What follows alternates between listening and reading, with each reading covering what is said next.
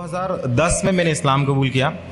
2009 में मेरी शादी हुई थी। 2009 तक मैं अपनी ज़िंदगी गुजार रहा था जिस तरह से एक आम जाहिल या जिस तरह से गुजारते हैं।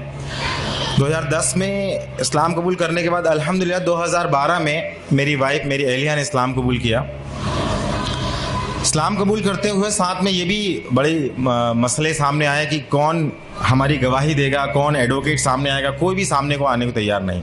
यहाँ तक कि एक इदारे में हम लोग गए जहाँ पता चला कि यहाँ सर्टिफिकेट बन जाते हैं, यहाँ आपको आसानी हो जाएगी। मैं बिलोंग्स करता हूँ, पहले मैं आपको बता दूँ, मैं भोपाल की एक तहसील है बैरसिया, वहाँ से बिलोंग करता हूँ। और चूँकि एमपी का स्पेशल कानून है इस्लाम कबूल करने को लेके, खास कानून बना रखा है, तो वहाँ इस्लाम कबूल करना और डॉक्यूमेंटेशन बनाना बहुत बड़ा मसला है। तो इस तहत में जब महाराष्ट्र में एक जगह गया पर्टिकुलर, वहाँ पे जब मैंने पता किया कि वहाँ इस्लाम कबूल होने के बाद वहाँ पे डॉक्यूमेंट्स बनते हैं, तो उनकी एक शर्त थी कि आपको खतना कराना पड़ेगा तो ही आपको डॉक्यूमेंट्स बनाएंगे। जैसा कि आप बताया कि बहुत सी शर्तें होती हैं, एक शर्त वो 2-3 साल तक वो परेशान होता रहा बट डॉक्यूमेंट्स नहीं बने। डॉक्यूमेंट्स नहीं बनने के कारण लोग मुझे बहुत परेशान भी करते थे। अल्हम्दुलिल्लाह अल्लाह सुब्हान तआला ने एक चीज़ महसूस करा दी इस बीच सारी, कि मुसलमानों का बिहेवियर, गैर मुस्लिमों का बिहेवियर, मुश्रिकीन का बिहेवियर आपके प्रति क्या है। सारी चीज़ अल्हम्दुलिल्लाह साथ में कुरान में पढ़ रहा था। पढ़ते पढ़ते सारी लोगों की साइकोलॉजी अल्लाह ने समझाई, पूरी तरह से मुतमईन कि अब अगर अल्लाह सुब्हान तआला ने ज़िंदगी दी है और उसने अगर मुझे ईमान दे दिया है तो वो खिलाने और पिलाने वाला वो है, तो मुझे किस चीज़ की फ़िक्र है और मुझे किस चीज़ से डरना है। अल्हम्दुलिल्लाह जैसे जैसे मेरी दाढ़ी बढ़ती गई, जैसे जैसे टकने के ऊपर पजामे ऊपर गए, लोगों को जो चिढ़ाते थे, जो कॉन्स्पिरेसी करते थे, लोग जो बहाने बनाते थे, वो दूर हटने लगे कि अब ये वापस नहीं आ सकता, अब ये वापस नहीं आ सकता। यहाँ तक कि मेरे परिवार वाले भी जो बहुत मुश्किल से, बहुत इतना सुबह शाम ताने सब कुछ, यहाँ तक कि मैं सुबह ऑफिस से जाता था, मेरी शाम को वाइफ जो है इतनी ज़्यादा मतलब तानों से भरपूर मिलती थी कि मतलब उसकी ब्रेन वॉश और सारी चीज़ करने में वक्त लगता था। तो इतना परिवार वालों, वालिदैन सबके से इतना परेशान हुए परे, मगर अल्हम्दुलिल्लाह जहाँ कुरान ने समझाया कि नहीं कुछ भी नहीं होता, जैसे इस्तिकामत हुई, जो कहा कुरान में वैसा करना, जैसी शरीयत बताई गई वैसा करना, नबी करीम सल्लल्लाहु अलैहि वसल्लम जैसा बताया वैसी सुन्नत फॉलो करी, झूठ, गीबत, चुगली ये घर से दूर करी, गैर मुस्लिम परिवार में जैसे ही दूर करी, अल्हम्दुलिल्लाह जो वाइफ के राइट्स थे, जो सास के राइट्स थे, वो राइट्स जैसे सेक्रीफाइड किए तो घर में बड़ा बवाल मच गया। बवाल जितना मचा उतना लोग ये समझ गए कि ये इंसान कभी झूठ नहीं बोल सकता, ये इंसान किसी लेवल पे किसी को धोखा नहीं देगा, ये खुद अपना नुकसान कर लेगा।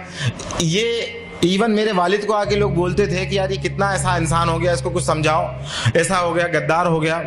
मेरे वालिद बोलते हैं कि मेरा बेटा अब 24 कैरेट का गोल्ड हो गया है, मगर बेवकूफ़। अल्हम्दुलिल्लाह अल्लाह सुब्हानहू तआला ने हमें तौफीक दी। हमारे डॉक्यूमेंट्स मेरे वालिद साहब की मदद से ही बने अल्हम्दुलिल्लाह। उन्होंने 2014 तक मुझे झेला, हमारे डिबेट चलते रहे 4 साल तक। उसके बाद फिर उन्होंने कहा कि तेरी इस्लाम की गंदगी लेके तू निकल जा, अपनी वाइफ बच्चों को लेके निकले। अल्हम्दुलिल्लाह हम लोग बाहर गए। उसके बाद कुछ समय बाद उन्होंने फ़ोन कर दिया, कलेक्टर, IG, SDM वगैरह सबको फ़ोन किया। फ़ोन करने के बाद बोला मेरा बेटा जो है ये इस्लाम कबूल कर गया, किसी ने इसका ब्रेन वॉश कर दिया, ज़रा देखो, हो सकता है देश के लिए नुकसानदायक हो सकता है।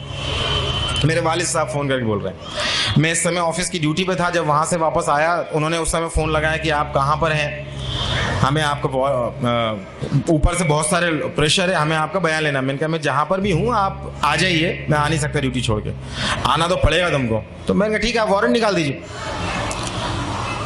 तो क्या कब तक आते? तो मैंने कहा इतने दिन में जब भी आता मैं आपको फ़ोन कर। जब मैं आया, आने के बाद मैं उनको बयान दिया, तो मैंने कहा आप 2 रजिस्टर खोल के बैठिए, एक मैं आपको बयान देता हूँ, लिखिए। मैं अपनी मर्जी से, किसी भी कोई प्रेशर से नहीं, मैं अपने इस्लाम कबूल किया, कोई पैसा नहीं, कोई नहीं पहचानता, कोई मेरे साथ सपोर्ट नहीं, कोई गवाह नहीं, बट मैं हूँ, क्या करना बोलो। दूसरी चीज़ मैं बोला, अब आप सुनिए कि मैं इस्लाम क्यों कबूल किया, क्योंकि तुम भी जानते हो ईश्वर है, कि मैं भी जानता हूँ ईश्वर है, और ये कुरान तुम्हारे लिए खाने में। अल्हम्दुलिल्लाह नेक्स्ट डे मेरी वाइफ के लिए बोले बयान लेके, उनका बयान होना, तो मेरी वाइफ को सब लोग और भी लोग जो थे वो डरा दिए। जिन लोगों सबसे पहले जो हमारे अंसार बने, अल्हम्दुलिल्लाह अल्लाह उन्हें जज़ाया खैर दे, उनके हम रह रहे थे अल्लाह सुब्हान तआला ने, तो उनको लोगों को डराया। तो मेरी वाइफ जब पहुंची वहाँ, तो मैंने वाइफ को बोला कि अगर कुछ ऐसा मसला होता है डांटने डपटने मारने का, तुम भाग के तुरंत चौराहे पे आ जाना, वहाँ पिटेंगे तो अल्हम्दुलिल्लाह शहादत होगी, मसला नहीं। लोग पूछेंगे क्यों पिट रहे हैं, कम से कम रीजन की तरफ जाएंगे, काम हो जाएगा हमारा। लोग पूछेंगे क्या बात है, ऐसा क्या बेवकूफ़ बन गए इस्लाम में, ये हमारा काम हो जाएगा। लोगों के अंदर एक क्यूरियोसिटी पैदा होगी। अल्हम्दुलिल्लाह वहाँ पे भी ये मंजर रहा कि एक पुलिस वाला बच्चों को संभाल रहा है, एक पुलिस वाला बाहर गेट पर रोक दिया सारों को रोकने के लिए, एक पुलिस वाला मोहब्बत से बयान ले रहा है। अल्हम्दुलिल्लाह अल्लाह का करना ये हुआ कि एक पुलिस वाला हमको बोलता है अब ये जो तुमने बयान लिया उसके IT रिपोर्ट डाल के तुम उसका IT से इन्फॉर्मेशन लेके RTI के तहत पूरी इन्फॉर्मेशन ले लो, तुम्हारे डॉक्यूमेंट्स बनाने में काम आएगी। वहाँ से डॉक्यूमेंट्स मेरे अब्बा की मदद से चालू हुए बनना। अब तक मैं क्या सोच रहा था कि मेरे अब्बा की इज्जत, मेरे अम्मी की इज्जत, मेरे रिश्तेदारों की इज्जत, अल्लाह सुब्हाना ताला यहाँ एक बात समझा दिया, सबसे ज़्यादा मोहब्बत तुम्हें अल्लाह से करनी है, उसके बाद तुम्हें सबसे करनी है। अगर तुमने उसके साथ किसी और से ज्यादा इमोशनल अटैच हुए, वहीं से तुम्हारी आजमाइश आएगी। तो ये चीज बड़ी मुश्किल से समझ में आई। जब तक मैं, मेरे अब्बा हैं, मेरी माँ हैं, इनके हुकूक हैं, इनके सारी चीजें हैं, ये सब चल रहा था। बेशक हुकूक है, इस्लाम कभी नहीं कहता रिश्ते तोड़ने को, बट वो बार बार रिश्ता तोड़ रहा है, रिश्ता तो तोड़ रहा है, शर्त रख रहा है। इस्लाम शर्त नहीं रख रहा। मैंने एक्सेप्ट किया, आप करना कबूल करो मत करो, मैं आपकी पूरी तरह खिदमत करूंगा, पर इस चीज को नहीं समझ रहे हो। तो एक इमोशंस, आज भी अगर इमोशन से ज़्यादा अगर हम लोग ज़्यादा तरजीह देते हैं, आज भी हम मुसलमान होने के बावजूद, तो अल्लाह सुब्हान ताला मुशरिकों के बारे में पहले ही फरमा चुका है कि ये लोग दुनिया पसंद होते हैं, ये लोग ख्वाहिश पसंद होते हैं, ये तो चाहते हैं तुम्हें, जब तक कि तुम्हें अपने उल्टे पैर ना फेर दें तुम्हारे पीछे से नहीं हटेंगे। फिर अल्हम्दुलिल्लाह इस्लाम एक्सेप्ट होने के बाद फिर लोगों को दावत तबलीग का काम चला, और इस बीच ये समझ में आया कि मुझे करना क्या है। फाइनली अल्हम्दुलिल्लाह मेरी जॉब चली गई 2015 में, अल्हम्दुलिल्लाह बोलता हूँ, क्योंकि बड़ा मुश्किल वो मुझे झेल रहे थे। उसके बाद उन्होंने कहा कि हम अपना, मैंने कहा सर क्यों चली गई जॉब, जरा मुझे बताएंगे। तो बोलते हैं हमारा एक डायमंड है वो चला गया, मगर हम मजबूर हैं। विश्व हिंदू परिषद, RSS सबके फ़ोन आते थे, कोई लोग मुझे धमकाने आते थे। चूँकि मैं बिलोंग करता हूँ, बताना भूल गया, मैं बिलोंग करता हूँ जैन मज़हब से, जैन दिगंबर, जहाँ के मुनि बरहाना घूमते हैं, उस मज़हब से बिलोंग करता था। वो मुनि, उनसे डिबेट होती थी, डिस्कशंस होते थे, बहुत सारी चीज़ें होती थी। बट मेरी अम्मी बार बार नए नए मुनियों के पास लेके जाती थी, और ये हर बार कहती थी कि इनको नहीं आता, इनको कम आता है, तेरे को दूसरे के पास लेके जाएंगे। जब मैं इस्लाम एक्सेप्ट किया, इस्लाम एक्सेप्ट करने के बाद सबसे पहले मैंने तौहीद एक्सेप्ट की। तौहीद एक्सेप्ट करने के बाद मैंने कहा कि यार ये तौहीद समझ में आ गई, मगर ऐसा समझ में कुरान हक है, कुरान कैसे नाजिल हो गया अपने आप, कोई मोहम्मद सल्लल्लाहु अलैहि वसल्लम आके कल को बोलते हैं तो मैं तुम्हारा रसूल हूँ।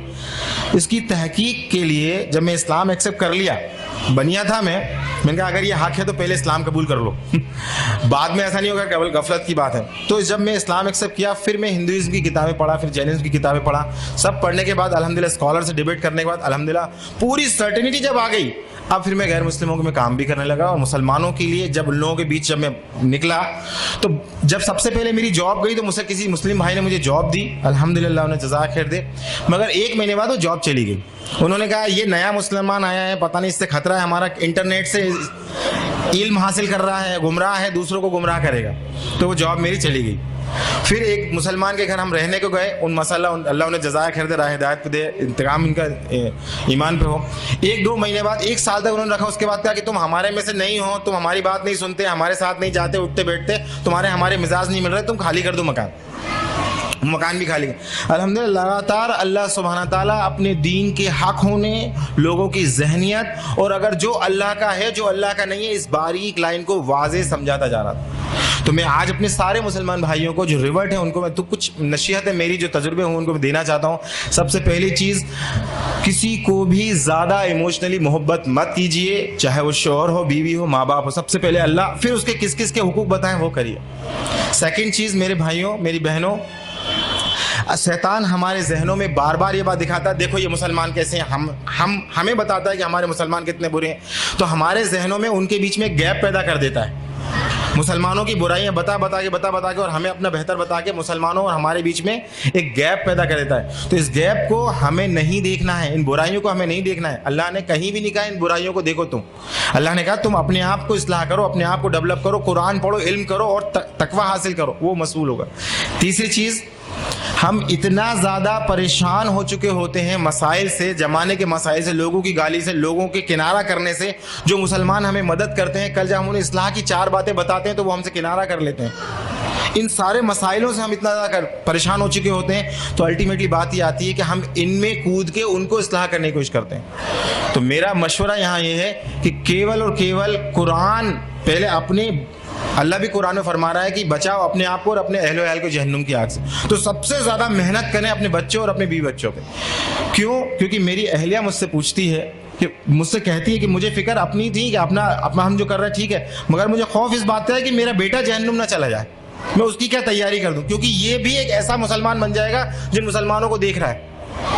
एक मुसलमान, एक होता है इस्लाम कल्चरल, जिसे हम सब आपस में जिंदगी गुजार रहे होते हैं, जिसमें रिवाज होते हैं, रीतियां होती हैं, ये कल्चरल इस्लाम जोन देता है। जहां उन्हें आसानी मिलने लगती है वो फिर से कल्चरल जोन में जाने लगते हैं। तो मेरा आपसे गुजारिश है, बहुत तजुर्बे की नसीहत मैं आपको रखना चाह रहा हूं कि कल्चरल इस्लाम को पहचानिए, ये इस्लाम नहीं है।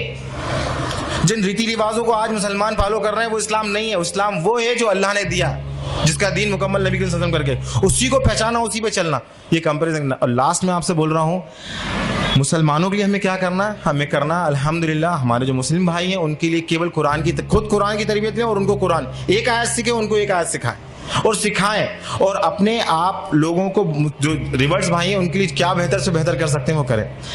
आखिरी में बात थी कि हम, मेरा क्या ख्वाहिश है, अल्हम्दुलिल्लाह भोपाल से मैं चाह रहा था, अल्हम्दुलिल्लाह मैं भोपाल का रहने वाला हूँ, और चूंकि मसाइल वहाँ इतने ज़्यादा बढ़ गए, जॉब चली गई, किसी ने मुझे मशवरा दिया आप यहाँ पर आके करिए काम, अल्हम्दुलिल्लाह आपके लिए कोई मसला नहीं है, अल्लाह ने यहाँ पे प्रोफेसर की जॉब दिला दी, अल्लाह ने वेल सेटल घर कर दिया, हिजरत की बरकतें दिखाई, ईमान इतना बढ़ा है अल्लाह ने अल्हम्दुलिल्लाह।